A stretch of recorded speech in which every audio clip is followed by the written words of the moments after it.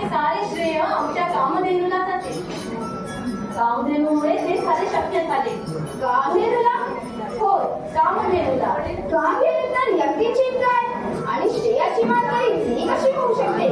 राजन, कामधेनू कोणी सामान्य धर्माचा नसून ती साक्षात आम्हाला देवेंद्रांनी देखील आपण दिलेली आहे.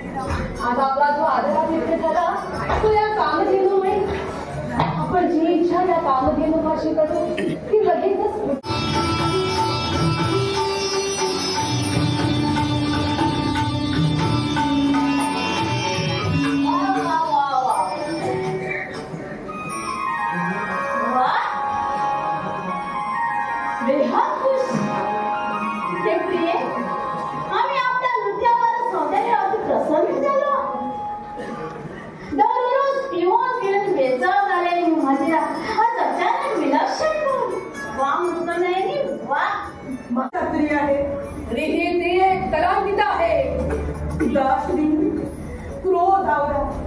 आपला क्रोध सर्व परिचित आहे. त्या क्रोधामुळे आजपर्यंत अनेक बिकट प्रसंग उद्भवले. पिताश्री, क्रोध आवरा.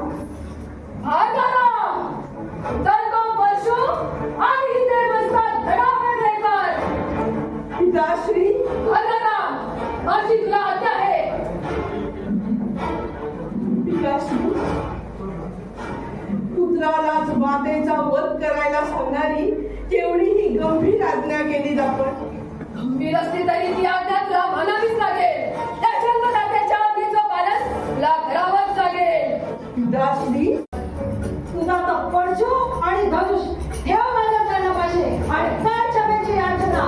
क्षमेची याचना विनाने करायची नसते, तर ती तुझ्यासारख्या सुरत्वाचे उसने अवसान आणणाऱ्या दाताने करायची असते. हो, आहेच पितात, परंतु एका दिग्विजयी सम्राटाचा आणि त्याचा मला अभिमान आहे. त्या दिग्विजयी सम्राटाचा राज हुकून माझ्या परशुच्या एकाच प्रहाराने मी धुळीस मिळवणार आहे. माझ्या हातून जगला असताना परशुराम, माझ्या या दिव्य खड्गाला लागलेली रक्ताची तहान तुझ्याच रक्ताने शोधणार आहे.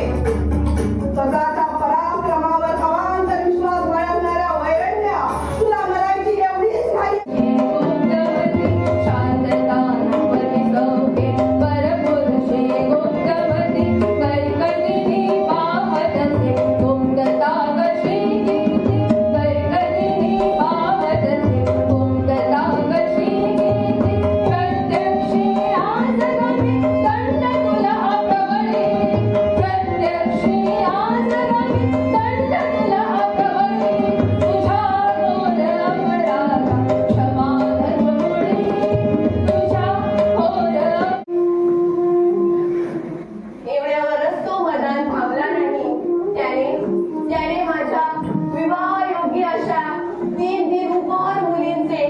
जबरदस्तीने अपहरण करून माझे घरही पेटवून दिले. रे, हा तर अधर्मच झाला.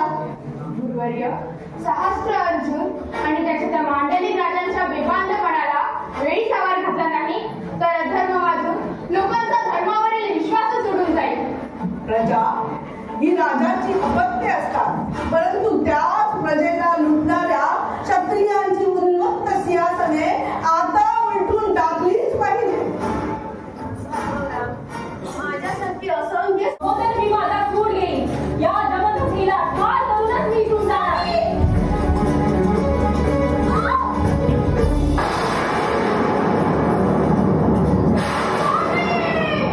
घेतला मी माझ्या पित्याच्या हत्येचा सूड घेतला.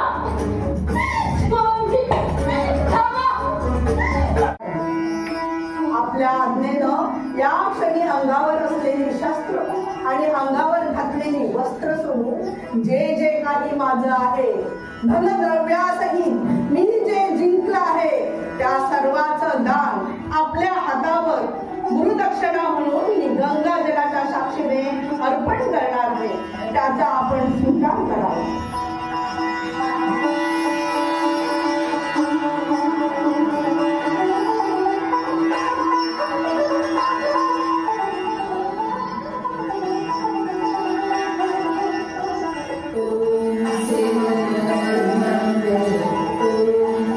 ओम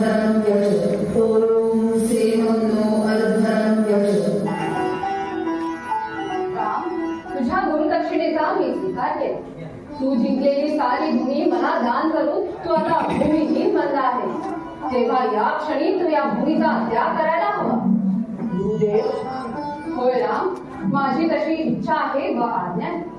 या भूमीवर तुला तीर्थयात्रा करण्याचा अधिकार राहील, परंतु या भूमीचा स्वामी म्हणून तुला अधिकार राहणार नाही. परंतु गुरुदेव, राम, या भूमीचा त्याग करून नवीन भूमीची निर्मिती कर. माझे तुला आशीर्वाद आहे. नवीन भूमी, होय राम. परंतु ते कसं शक्य आहे? का नाही? सह्यागिरीच्या पश्चिमेला असलेला विशाल महासागराला मागं हटवून त्या ठिकाणी उत्तरेपासून दक्षिणेपर्यंत अशा अपरांत भूमीची निर्मिती कर. ही अपरांत भूमी तुझ्या अधिकारात राहील. त्या भूमीचं स्वामित्व तुझ्याकडे राहील. सर्व मानव जातीला एकत्र आणून यज्ञ या जप या गुलाम बनवणाऱ्या क्षत्रियांचा संहार करण्यासाठी या परशुरामाचा जन्म झाला आहे. यापुढे जे